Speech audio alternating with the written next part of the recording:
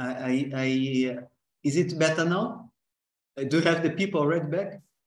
I think the people are there, yeah. Okay, great. So I think we can start the last talk of this section. And once again, I'm lucky that I have a speaker that I don't need to introduce. Everybody knows very well Jean-Philippe Kemal, who is a professor in the chemistry department of the Sorbonne University in Paris. And Jean-Philippe has a research that's very much focused on theoretical chemistry, but very interdisciplinary, with interactions with applied mathematics and high-performance computing. And again, I'm looking forward to attend your talk. The floor is yours. Thank you, Mario. Thank you, the organizers, for this nice invitation. So today, we'll tell you a little bit about efforts toward machine learning. And we'll take two examples, the work we did towards using machine learning potential to predict free energies, and also the work we did regarding density functional theory to include many-bodydispersion correction that also rely on machine learning. So the perspective in our group is, of course, theoretical chemistry, but we are a lot oriented towards high-performance computing. So in the last years, we have been really interested by the hardware evolutions. And that's, I will try to explain a little bit the story using this topic. And one of the reasons we have been going from quantum chemistry to machine learning is because of the hardware evolution. Okay, so computational chemistry has diversified a lot.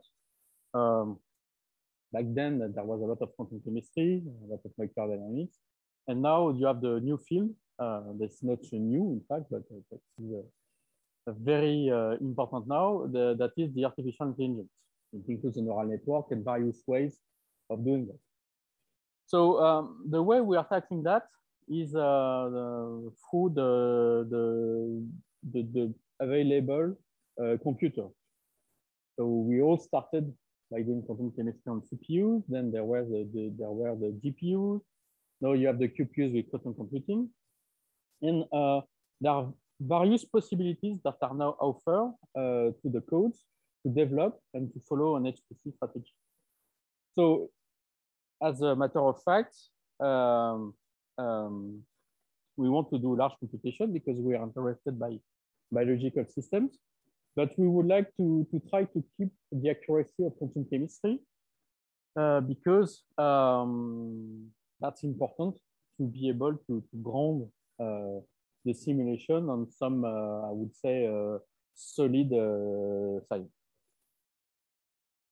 So for us, this kind of HPC adventures started a little bit more than 10 years ago with the project that was dedicated to making a popular molecular dynamics code scalable. So that code was Tinker, and we transformed it onto Tinker HP. And what was the initial goal was to get a massively parallel molecular dynamics code that would be able to fuel massively parallel simulation using polarizable force field. I will tell you a little bit about this polarizable force field, and you will see the connection between these force fields and machine learning. So the idea was really to move a code and to move it to double precision, but in order to run on 1,000, 10,000, 20,000 cores. And back then, we didn't have GPU, at least in France, and everything was done on CPU and big machine. So it worked. We still have a version that is petascale ready for CPU cores, but it had to evolve over the years towards the evolution of hardware. So what are the basics of this kind of technology is that compared to usual force field, so our code can do classical force field like Ember charm or whatever, but it can do also polarizable force field. And these force fields, they have all in common to have large matrices that one needs to invert. So it's more complex than in classical force field when you don't have really a matrix inversion. So we have to invert very, very large matrices. And it has to be done iteratively. It's require a lot of mathematics. And it has to be done very fast because like for any force field, what you want is to be able to scale and to deal with a large system. So all of that led to various strategies to invert that matrix. And we come up with a structure of the code that will be really important for machine learning. And that structure of the code is based on 3D decomposition. So it's a variation adapted to visible force field to what was existing at the show research. So you can find also this kind of algorithm in GROMACS, in NAND. And the idea is in fact to relate space, the space of the molecular space, and the core blocks that you have within your computer. Because when you grow the number of cores or GPUs, in fact, you want to minimize the communication, the physical communication into the machine. So you have to specialize, in fact, your molecule into the machine. So you are mapping literally a protein, for example, into a big computer. So as for any molecular dynamics, you have tricks like the particle mesh eval. So you are solving things partially in the X space, but also using the Fourier space. So you have a lot of effects. And you need, in fact, to minimize communication. And by doing these blocks, this 3D decomposition, you can allocate and deallocate memory and make the right overlapping of communication to diminish, in fact, the overall cost. By doing that, also, you can access a larger memory and you can deal with a very large system of 2 million of attacks. So we started like that as a project, like on CPU cores, you know, this big machine. At the time, it was the Curie machine at the TGCC, etc. And we adapted the code to the new generation machines. So this technology is interesting because when you come back years before, if you look at what was possible, so that's a system that is that has been introduced by Klaus Schulten, that's a 1 million atom virus. We were not able to be really at a biological scale in terms of molecular dynamics with this polarizable force field. With the machines, the parallelization, and the vectorization, up to 2019, we moved to something 10 minus 4 nanoseconds per day to nearly 1 nanosecond per day. So in terms of biophysics, it's very small. If you ask a biophysicist if it is interesting, they will tell you, oh no, they want microseconds on this type of system. So clearly, we had to do something. And the solution was, of course, on the machine. At the time, getting 10,000 cores on this type of machine, and even now, it's not so easy. You need to apply for a computer grant. And you can certainly not do that in your life, okay?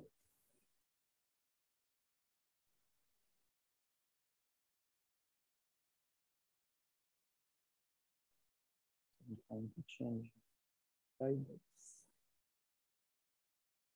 Yeah. So what changed is the appearance of the so-called converged machine.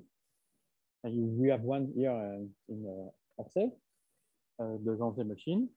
And these machines are been, in fact, designed not necessarily to run classical matrix inversion. They were designed, in fact, to power machine learning machines, machine learning techniques. Okay, so they still have CPUs, but they have a bunch of GPUs, so the graphic cards. And these graphic cards, they have many different capabilities that are totally absent at the CPU level. And a key aspect of this machine, these GPUs, is that they can use lower precision arithmetic. So what does that mean? Is that these machines can use simple precision.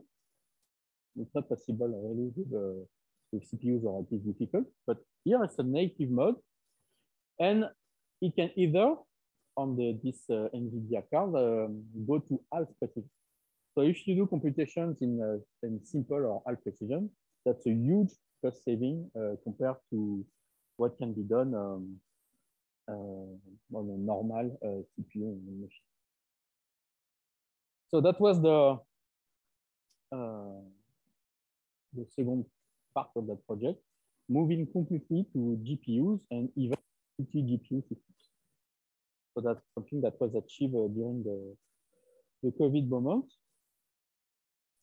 And what is nice is that, in fact, these cards, they can still do, in fact, accelerated double precision.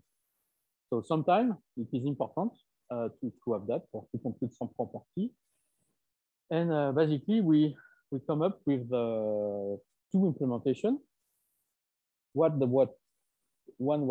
was double precision, but still fast, accelerated by GPUs, but giving exactly the right numbers. And we come up also with a second one that was really taking an advantage of simple precision. And so what is the trick? So why are we able to use simple precision doing molecular dynamics? It is because we have the 3D decomposition, okay? So remember the 3D decomposition, it will basically do a cutoff in space and assign the atom that are in the sphere to a specific processor. We can do the same thing on the GPU. And what is interesting is that in fact, if you consider not the forces, you can mathematically prove that the maximum error in that 3D decomposition sphere will be limited to, we'll have a strong limit, okay? So remember, molecular dynamics is about forces, it's not about energy. So we have a limited error on forces, and it will not, and this error will not grow with the system size, okay? So 3D decomposition is a key asset to decrease the precision, because in that case, we can recover, in fact, more or less the same result than in double precision. It's not valid for energies. You see the error that is increasing with size, but in fact, we don't care because you never compute the energy. In the MD code, you compute energy only for post-treatment. Remember, we have also the fast double precision. So if we need to do post-treatment, we switch to double precision, and that's it. So in practice, what does that mean? That means that we have exactly the same trajectories with simple precision, without any doubt about the possibility of accumulated error. We know that it will never grow to the size of the system up to millions of atoms. So we can conserve energy, and we can get accurate trajectories. So what it is changing is that now, in fact, basically the idea is that you replace a node or a series of nodes by one card. Okay, one card V100 is the equivalent of 10,000 cores on the old Curie machine. And look at the new card, the A100, is even more, 1,500. But in these machines, in these new machines, so there will be one in Europe called Leonardo that is about to appear in Italy. You have options of that. Okay. So the good news here for the academic labs is that these cards, you can buy them. And so if you have 5 or 6 cards, it's the equivalent of the full Curie that we got in Orsay. And in terms of production of molecular dynamics, thanks to the low precision arithmetics, it is even more powerful, and you can do multi-GPU. Okay. So the numbers are what they are, but if we summarize that, it scales. So the GPUs are so powerful that in fact you need to feed them with a lot of atoms. But you can really scale on 1, 2, 3, 4, 5, 8 GPUs if you add more and more atoms, and you can go to very large, very logical systems. Yes. So these are the small systems. They are so small that the GPU is too big. It's like if you try to scale with 20,000 atoms on 100,000 cores. Okay.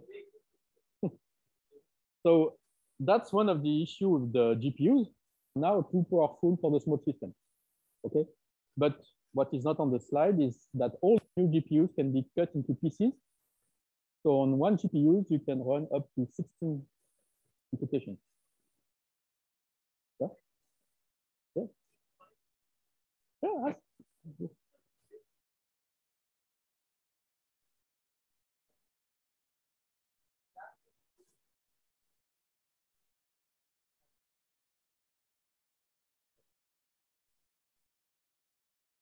Sorry.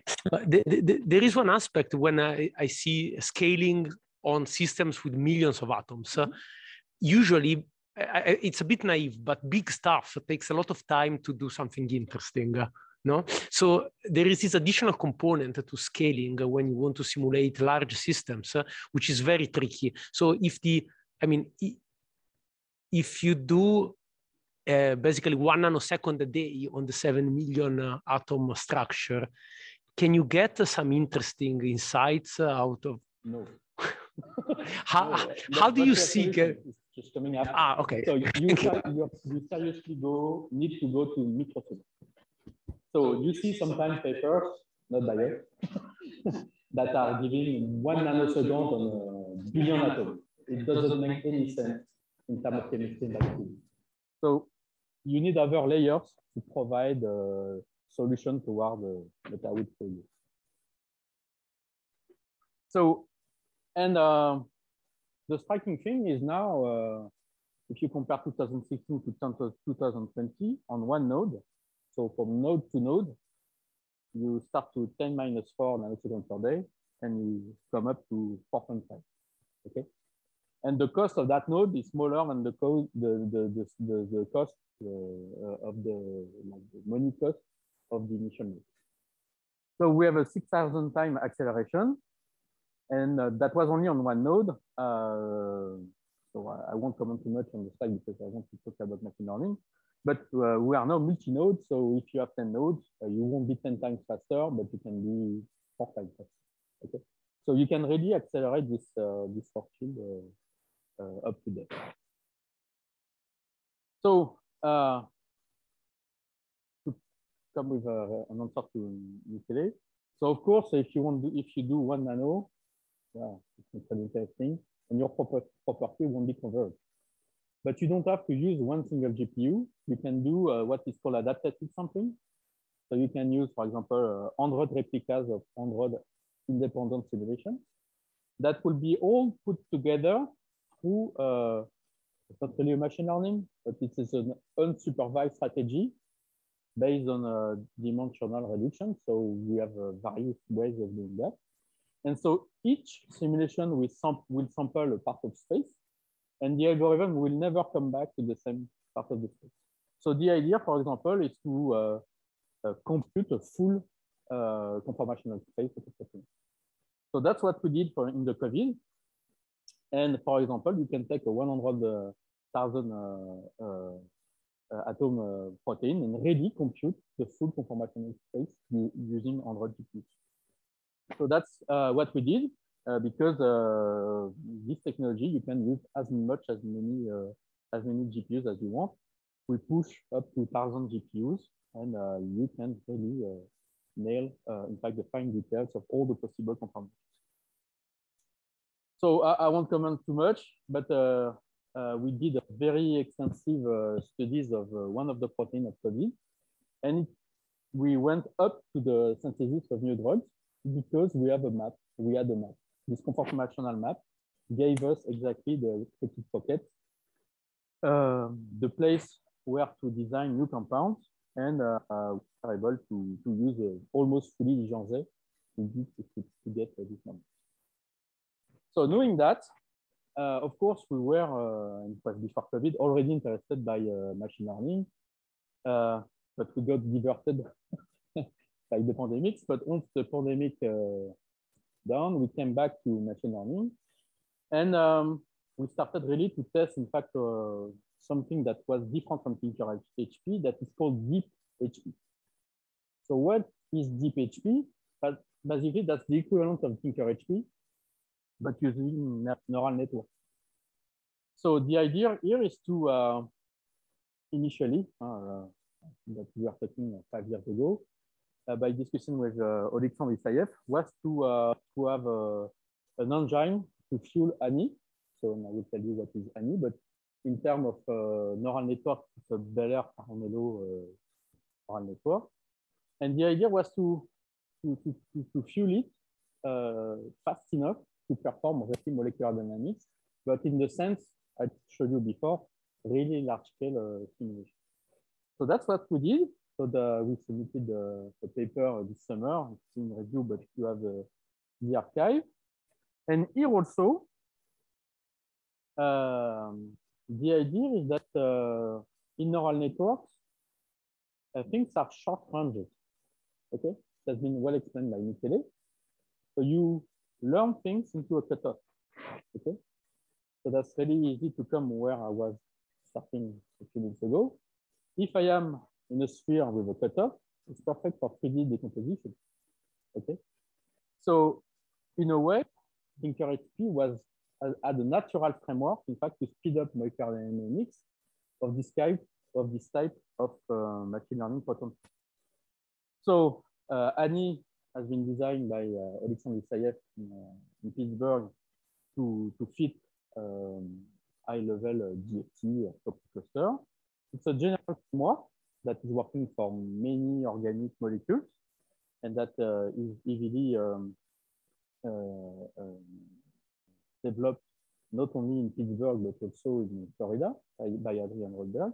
And it was a good test for us to try to see what it could do, knowing, in fact, that, even if we are missing long range, that's perfect for us, because for 3D decomposition, that's totally native. Okay?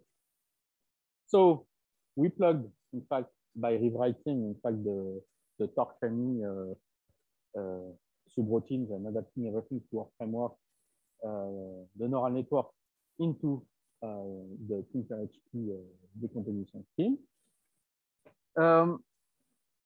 One other advantage that Tinker HP has is that when you want to do a lot of atom interaction, you need list builders. They are extremely powerful on GPUs with Tinker. So we have this way of computing all the interaction, and by knowing in the most efficient way which atom must interact with which atom. And so if you do that, you come back to linear scaling with neural network. So what does that mean?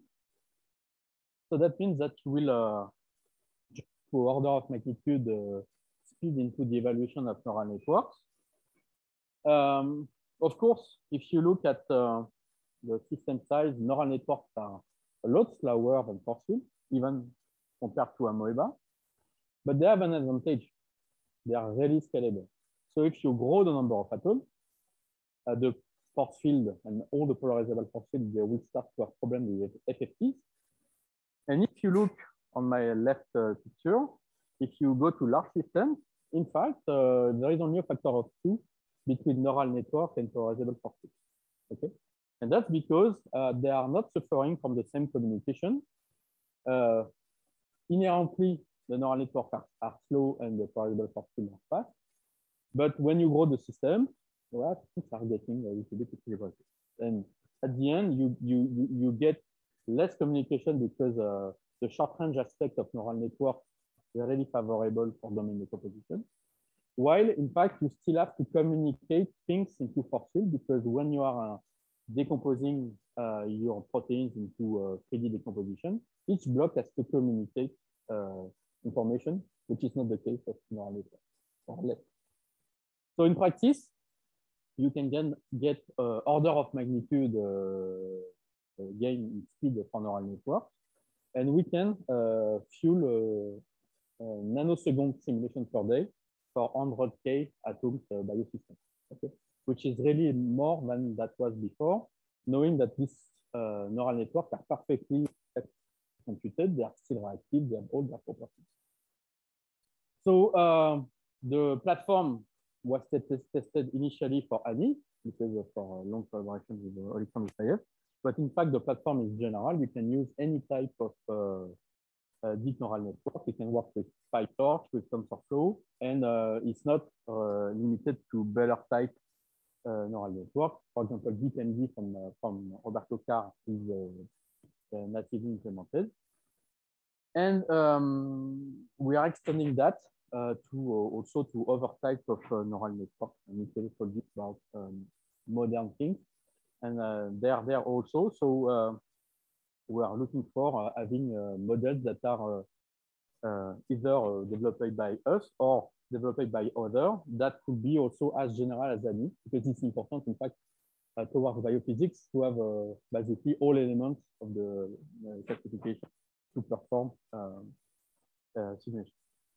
And so that's something that is not yet there, in fact, for neural networks. When you want to go to biophysics, in fact, they are not fully finished neural networks. You are missing ions, you are missing good solvents.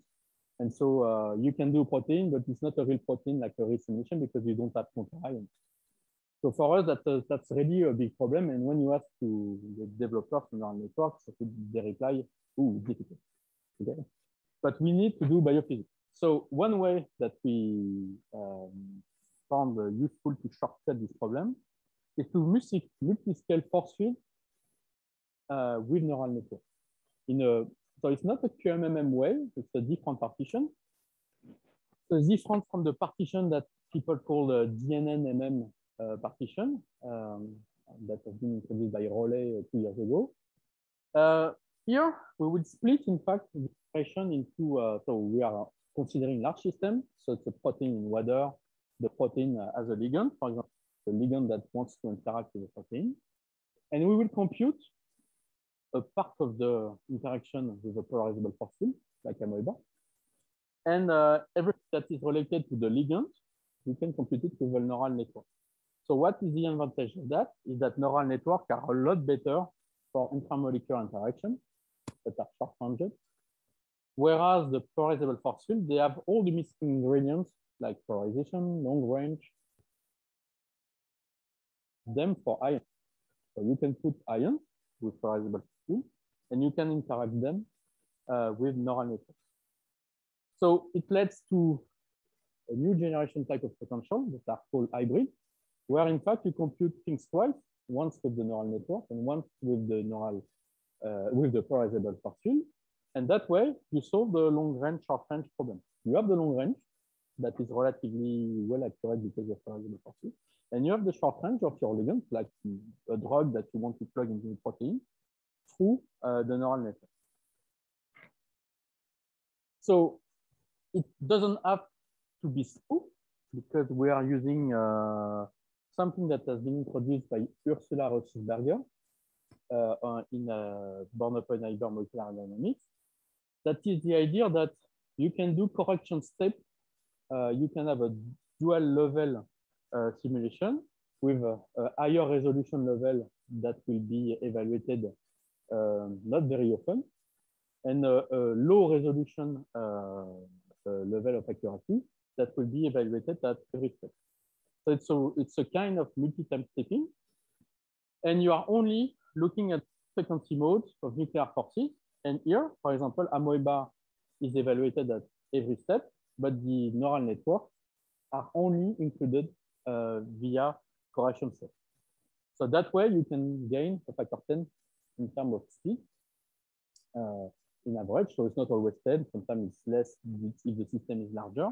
But for the free energy computation that I will show you, that's a big advantage. To do that, you need to have, of course, some kind of overlap. The force field has to be good compared to the neural network. But that's why we are using amoeba, because this force field is among the ones that are the most accurate available.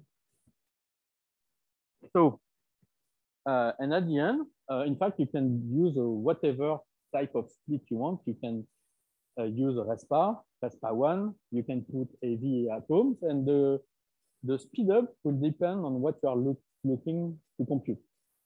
So here we are looking to compute free energies, and I will show you free energies of hydration, solvation, free energies of binding. So what we found is that basically RESPA is already a good approximation because it doesn't produce error, and it stabilizes, in fact, the acceleration to roughly a factor 8. So can we do real simulation with that? Yes, we can. So here, for example, you have the result on 80 different molecules. So these 80 molecules are all computed with a neural network, with a Beller-Parrinello neural network, and they're into a bath of a solvent that can be, all the solvents are polarizable, but you have different solvents, 4 solvents with increasing epsilon, from toluene, which is really non-polar, to water that is really polar. And initially, it was said in the literature that when ligands are charged, neural networks are failing. It was written, it was like that. Okay? But in fact, it's clearly a problem of long run. So if you put that into a polarizable bath of water or whatever solvent, in fact, the problems are relatively disappearing. And in fact, if you include the short range and the long range, you clearly converge to what you want. In the 4 solvent, even polarizable one where, in fact, we could have guessed that the neural network will be bad because water is very polarizable and polarizable not only in the cutoff of where the neural network is performing well. In fact, even for the water solvent, the neural networks are almost equivalent to the best number given by the polarizable force. But they are winning, in fact, in 3 of the 4 solvents, and in water they are almost equal. Okay, so because of the speed of this approach, you can do bar simulation of free energy. So you are making the ligands disappearing into a box of water with windows. You don't have problem of speed because the neural networks in that framework are fast, and you can accumulate, in fact, the values of solvation free energy. And for the 4 solvents, in fact, we reach chemical. So of course, the idea was to really to try to show if a ligand could be an intramolecular, in fact, degrees of freedom of a ligand be in fact better represented in a real life system than with a force field.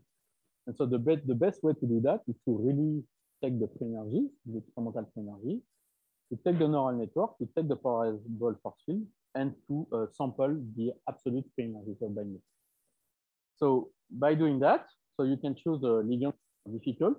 So there is a blind challenge called sample, where it's a challenge from the pharma, where they actually do all the experiments for a given system. They give you the XYZ coordinate, and you don't know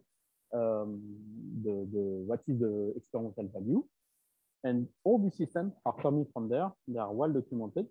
So you get the initial geometry, and you have to sample everything. So that's a lot of sampling because the systems here are large. Huh?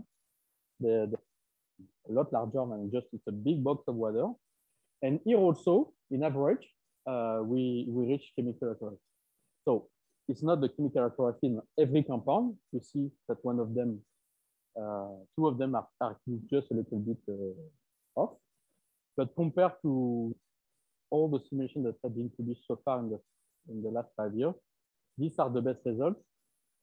And it has a lot to do with the presence of a neural network. Because we redid the one, this result with only amoeba, and amoeba is encountering more problems. So the intramolecular power of neural networks is really important, in fact.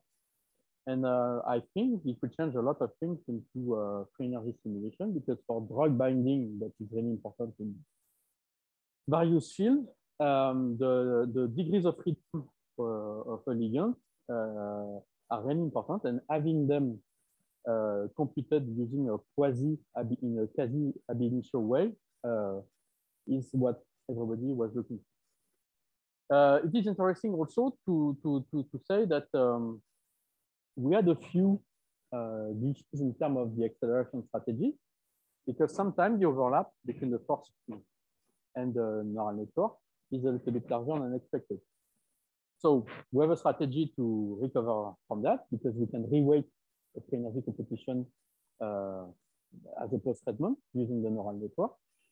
But also, it was really for two cases, huh? But one of the cases was really important. And the reason why this computation stopped, it was because predicting, in fact, a reaction, a chemical reaction.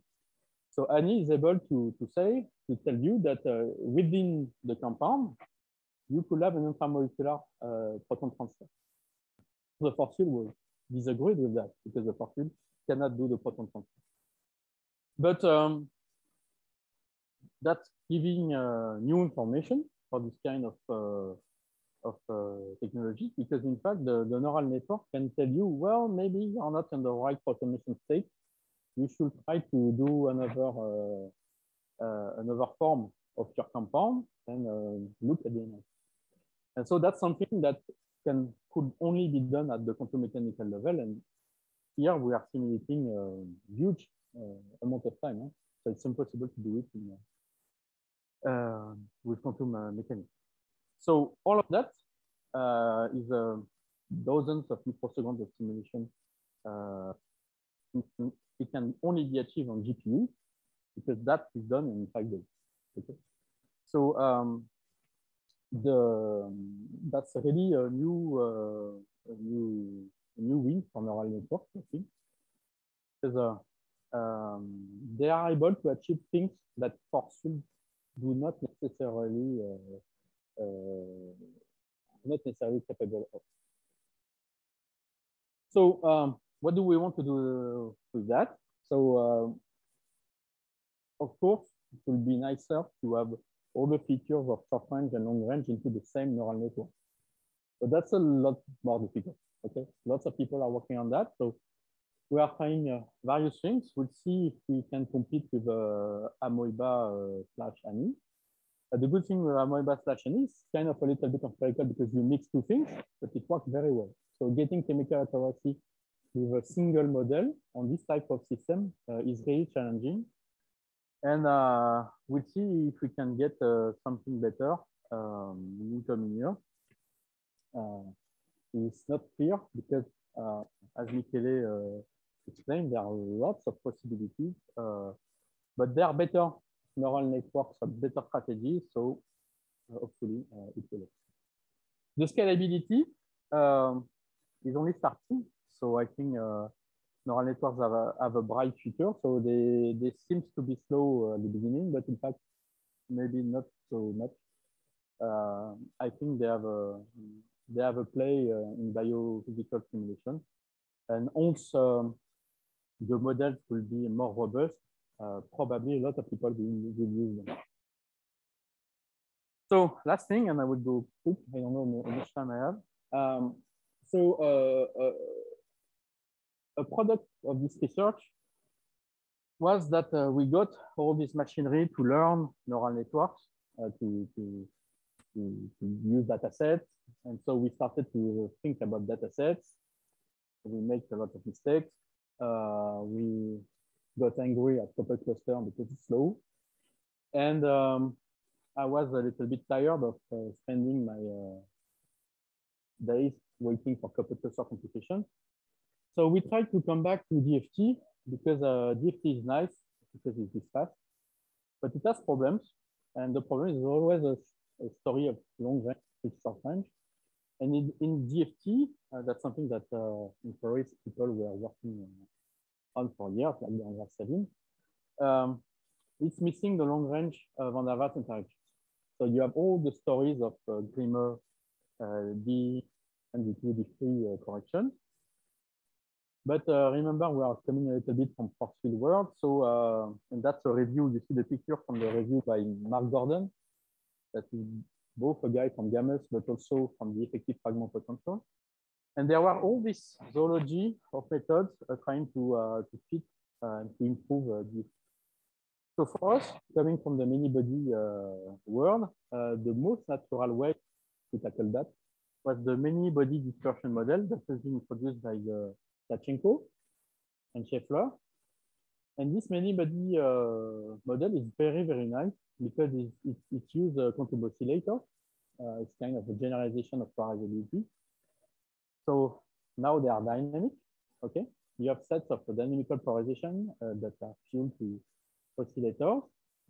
And you can basically, in fact, recompute the C6 on the fly in a very nice way. So it's a long-range approximation to dispersion.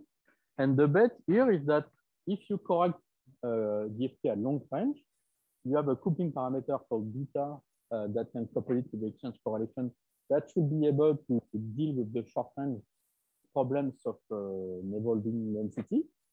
And maybe there is a way, a middle way that will include, in fact, X-way the long range and the short range.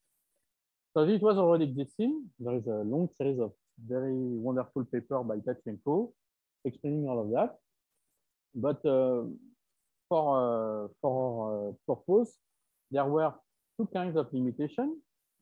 First, it was very difficult to process large systems because there is a diagonalization procedure there that is really a bottleneck. And second, you have a painful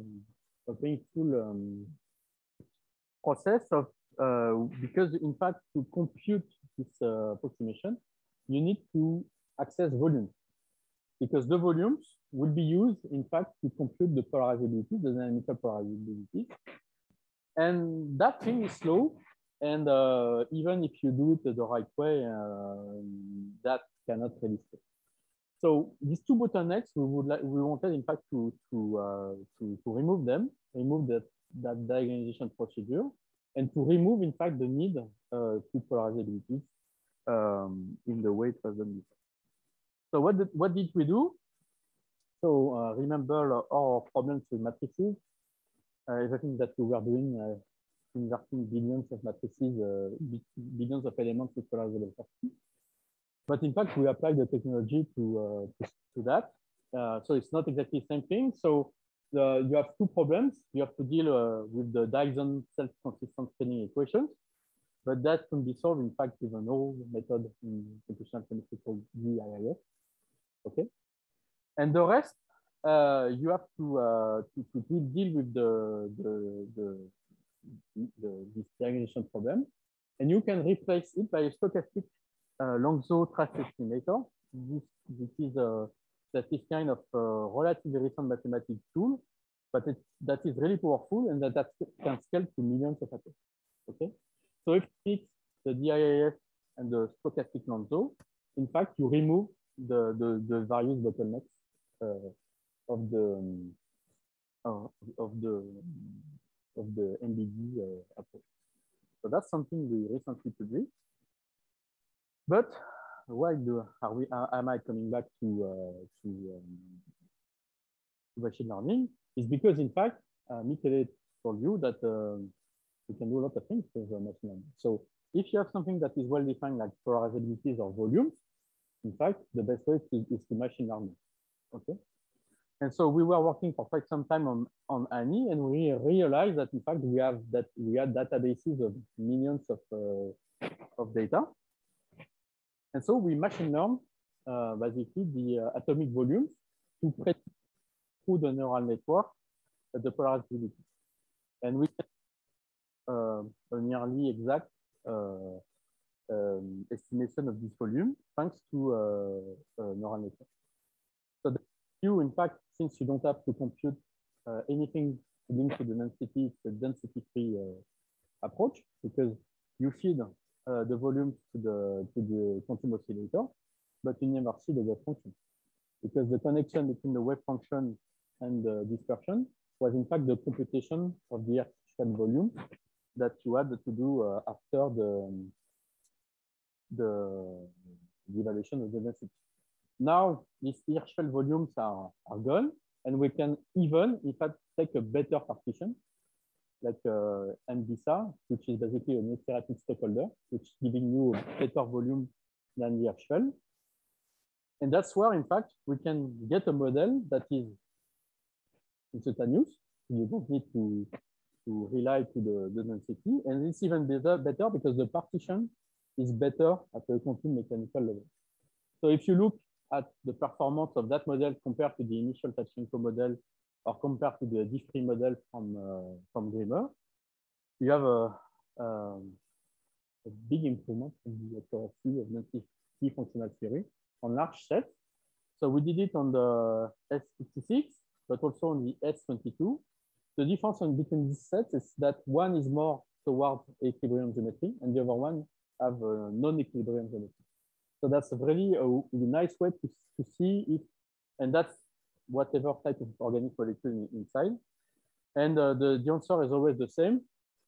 We get a better model thanks to machine learning than the initial many-body dispersion model.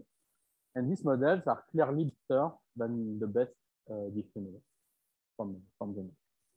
And so they are really fast. And so the nice feature for us is that first, we are starting to see that deep embedded could be used to generate databases to feed the learning of neural network. But it's also now a density-free model. So we can do derivatives of that and use it into molecular dynamics with neural network. Okay. So basically, what we can do is to derive a neural network based on the density functional theory and add on top of that the quantum oscillators, because they don't need to be related, in fact, to the electronic density. So all of that is already into the PHP, and we are working on a general module that will help people to use that with their preferred code, because many people are different. Some want to use it with VAST, some with Gaussian Cipher. So we need to work out a little bit of interface, and we are putting that into the lib MBD that is the main MBD library. So I'm done. Take home message. It's like it's no time for politicians to move to GPU. I think I don't understand why people are still using CPU. It's a computing system from the past. They can do whatever you want, double precision or simple precision or half precision. You can have for less than €1,000 supercomputer center in your lab, even on your desk. So, and now many codes, even in quantum chemistry, are using that. So I think it's important. So we finally came out with our platform for neural networks that allows for long-term scale simulation. That will be useful for people that want to play with this neural network. You can import various types of neural network from whatever paper if it is well documented on GitHub. And this type of technology are also useful for DFT, and we hope to have a good circle between better DFT thanks to machine learning, better numbers, and better models that will be able to scale up to larger systems. So thank you. I will just thank my group and the people who helped with all of that. Thank you very much. Thank you very much for this beautiful talk, Jean-Philippe. So we'll open now for questions. Do you have questions, people?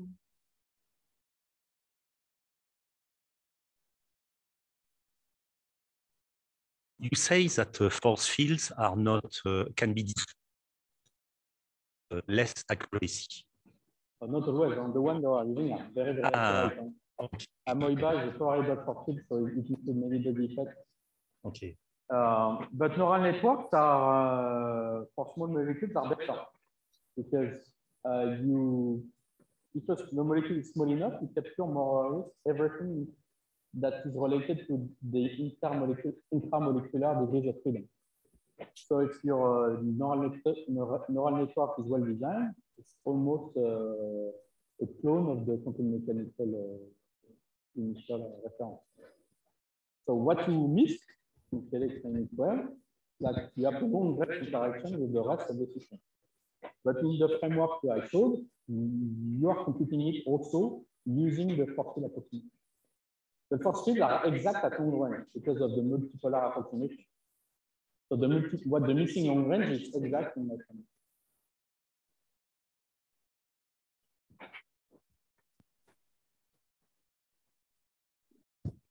Perhaps a follow-up to this question. So,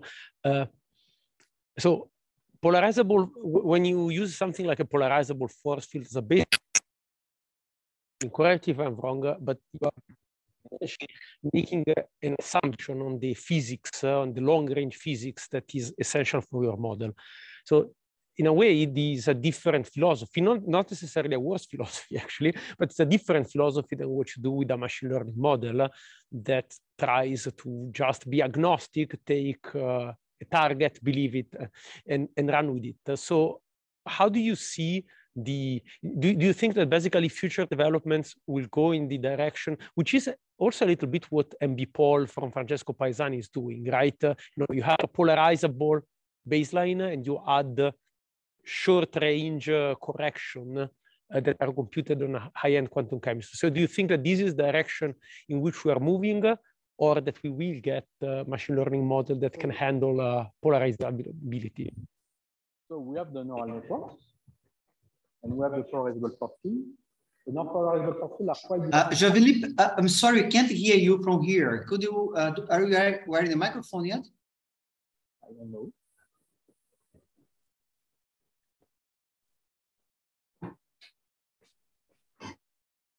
Tu peux parler dedans? Do you hear me? Yes. Yeah, no, it's fine. Okay. So we have the neural networks, and then we have the polarizable force field.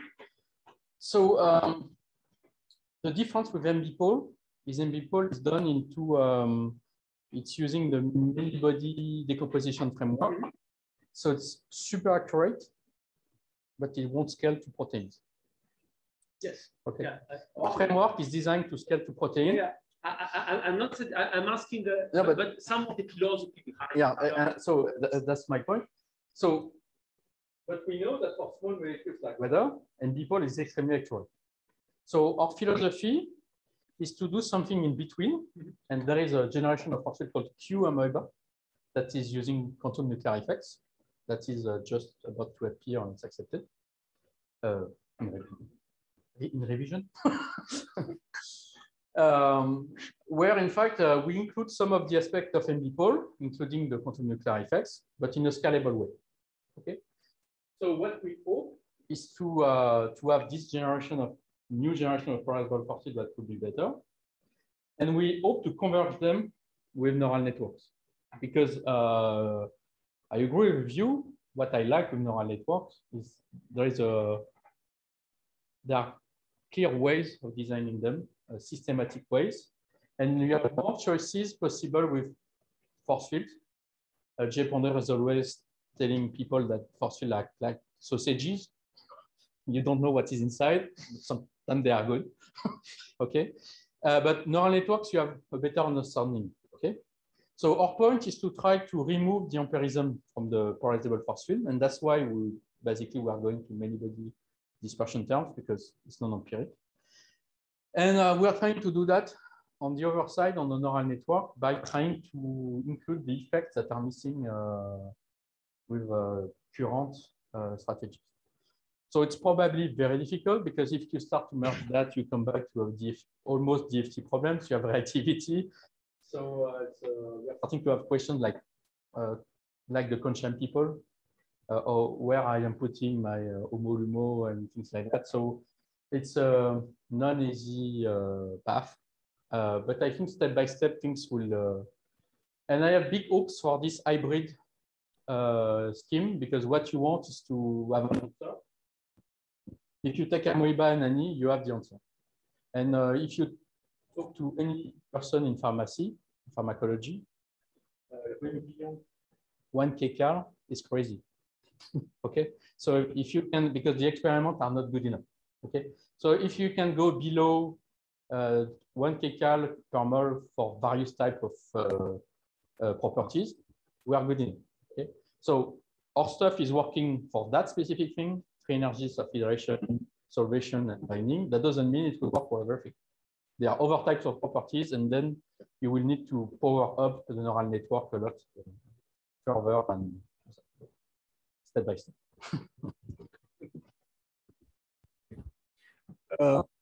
From your some of your last slides, I understood that you don't have gradients for MBD. It's not published, but we have. So I'm not MBD is not yet used to correct density functional theory, but soon we will have the capability to do Born-Oppenheimer. Because you know, there is analytical expression for force. We are not doing exactly MBD. We are doing stochastic MBD. And doing stochastic MBD is not the same equations. You have to derive the stochastic part. That's so isn't it so that actually the stochastic solution is just approximation to exact solution in the end? It's slightly more difficult. So is or not? Sorry, it's more difficult than that. Mathematically, you need to have an exact. Yeah, but in principle, in the limit, so the exact you should arrive at exact solution, but, right? We have a solution.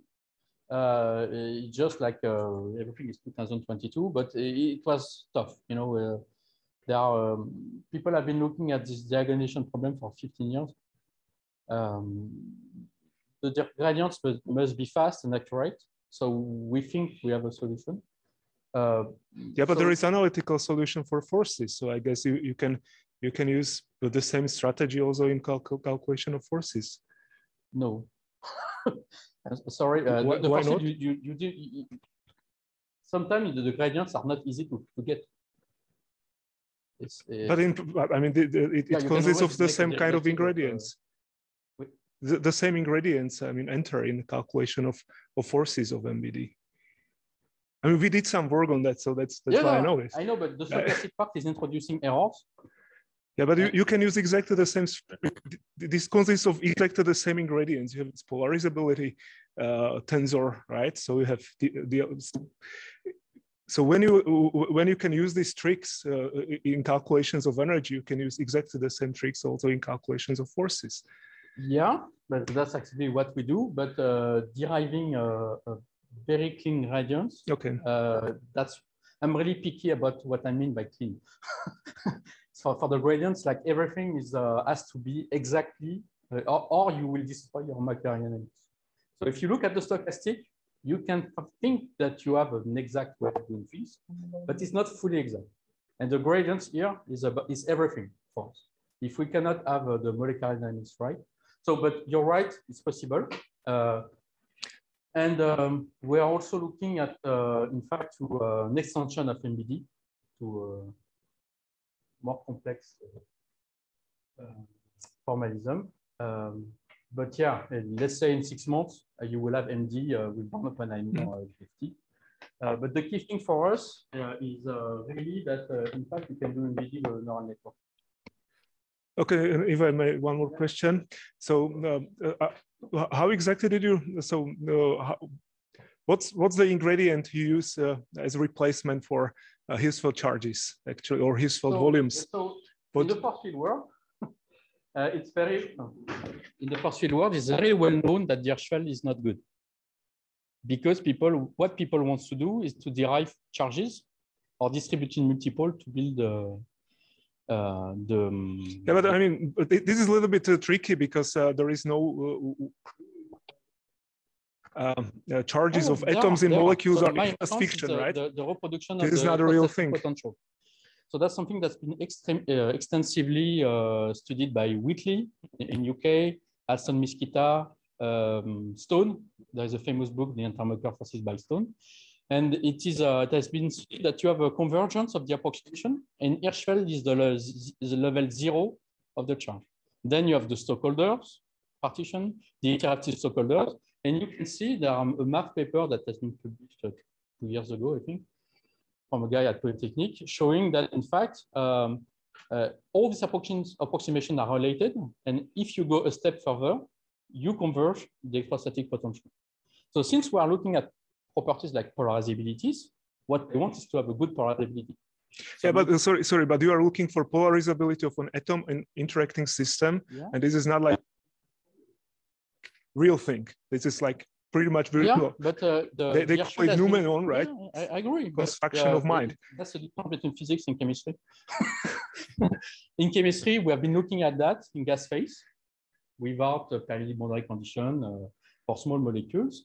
And all the studies that I'm using have been done in these conditions. So you could say that's I would say popular knowledge in the force field community, that in fact the Hirschfeld partition is not giving you the right multiples. And remember, at long range, the multiple rules.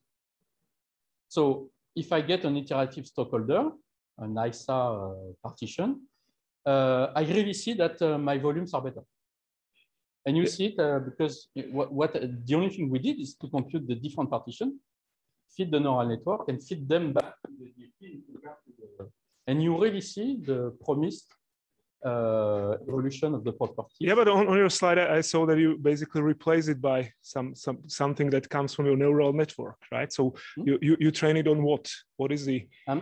So the database is only about the volumes computed exactly. From iterative Hirschfeld or? No, from the MBISA partition, which is a stockholder. And that's it. And the neural network do the rest. It will extrapolate to whatever molecule that is related to this database. And so you have some outer layers because it's not perfect, but in average, because that picture is about, here you have a density of points. Huh? So most of the points, large, 99% of the points are very, very small errors. And the volumes are almost perfect. So and that's not new. Huh? The first paper, I think, I don't remember who found that for volumes, but it's known for 5 or 6 years that volumes are a good quantity for machine learning. And if it is easy for machine learning, we should use it, yeah, because it's painful to compute, and it's computed once and for all here. And so the error is smaller than the numerical error on the grid that you are doing by doing the exact computation, because the Hirschfeld volumes, you have various ways of doing that, but it's never fully exact. The volume has always an error bar. So actually, machine learning is within that error bar. So there is no rationale to compute it exactly. And the partition, you can, so I took this one, but maybe there is a better one. But clearly, Hirschfeld it's not something that. No, it's not about Hirschfeld in itself. Doesn't matter which partitioning scheme you use. I just wonder how you replace some partitioning scheme by. So the rationale is really a long story into the force field development. People did Hirschfeld many years ago. They stopped Hirschfeld because the multipolar expansion were not correct. The charges were not looking right to chemists. And actually, that's been relatively extensively studied. Hirschfeld is not the right way to partition. That's the best computational way, probably, because it's easy. But in terms of electronic structure partition, you have all, the field of topology. They are doing that. My lab is coming from there. They are doing that every day, 12 hours. And you have atomic molecules, EF, etc. And these partitions are coming from that. And they are really general and really powerful. And they are slightly better.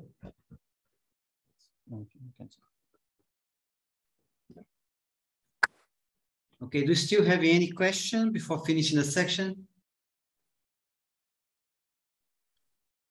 No. Okay, if it's not the case, thank you very much again, everybody. Jean-Philippe, Michele, and see you tomorrow.